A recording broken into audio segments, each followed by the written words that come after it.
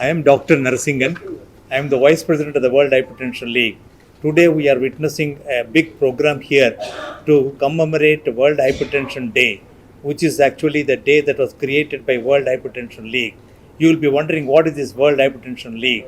It is an organization which has got about more than 80 national hypertension societies across the globe.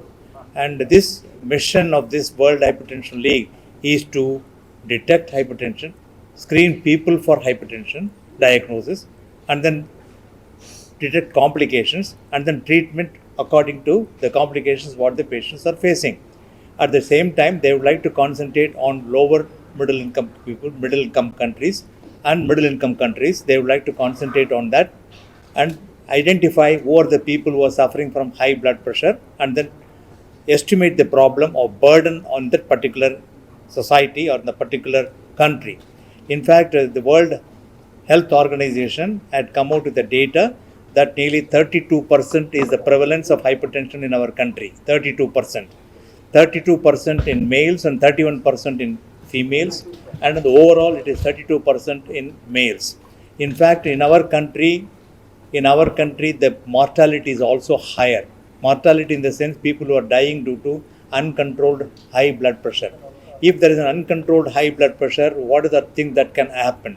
For example, a patient who has got an uncontrolled hypertension, he is at risk of developing stroke, he is at risk of developing heart attack or heart failure or kidney failure. Or sometimes the blood vessels which are going to the limbs can also get occluded, and he will also end up in a complication like peripheral arterial disease. In addition, sometimes no patient can seek advice mainly for the brain involvement in the form of encephalopathy or in the form of confusion or some sort of dementia, what we call as a forgetfulness. He is likely to forget many things. For example, a patient who has an uncontrolled high blood pressure, if he is an elderly person, you can always say, oh, he has become old, that is why probably he is forgetting many things. But in our practice, we have seen people who are in the middle age, when their blood pressure is not under control, we have seen them developing this sort of forgetfulness, what is called as dementia.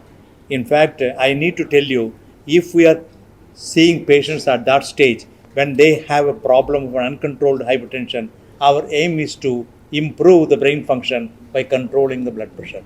If you control the blood pressure, it is possible to bring down the attacks of forgetfulness and the patient become normal. So in case the blood pressure is not controlled, it's going beyond the controllable levels, I think the patient has to undergo a procedure which is now developing procedure, and of course it is also approved by the FDA. In the sense, it is called renal denervation therapy. There are some few nerves which are actually very near the renal artery or the blood supply that is going to the kidneys.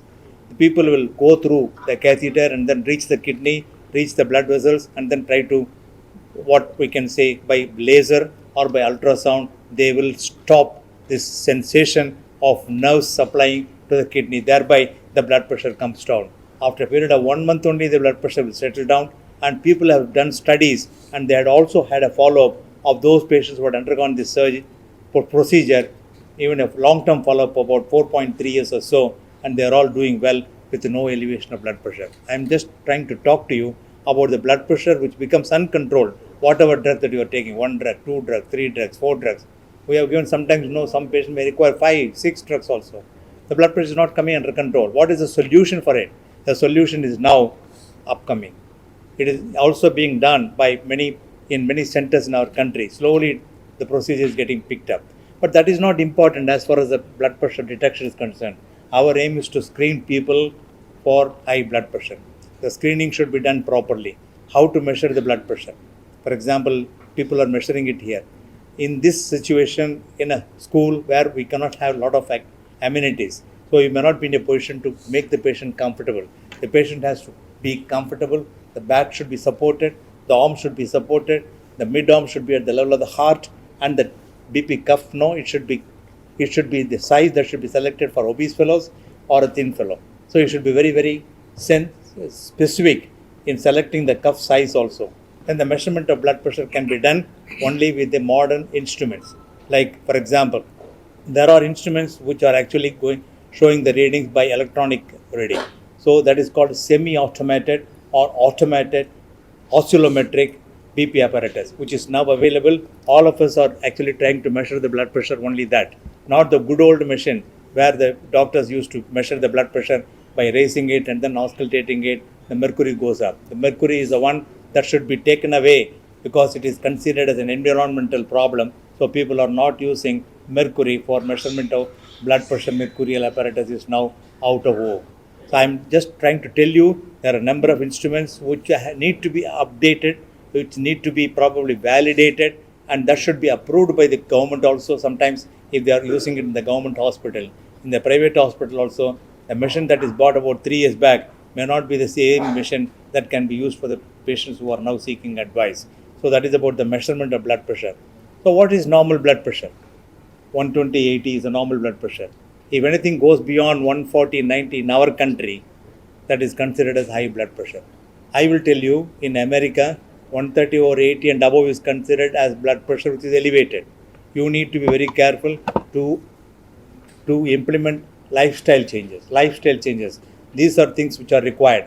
If you don't adopt the lifestyle changes, or the patients are not receiving enough advice from the doctors, or is not doing the lifestyle measures to bring down the blood pressure, probably you will go in for the complications, including elevated blood pressure going to the stage 1 or stage 2 hypertension, high blood pressure. So blood pressure need to be detected properly, need to be diagnosed properly, and need to be evaluated properly why the blood pressure is occurring in a younger individual. In fact, we did a study with the cooperation of another pharma industry. In fact, we had screened about 64,000 people. In that, about 52,820 people were actually came for regular follow-up. In the course of 2 months, we were able to see the blood pressure rise even between 20 to 39 years old people. It is high. So younger people are now getting this problem. Why? Why? Number of things are actually responsible for elevated blood pressure or high blood pressure.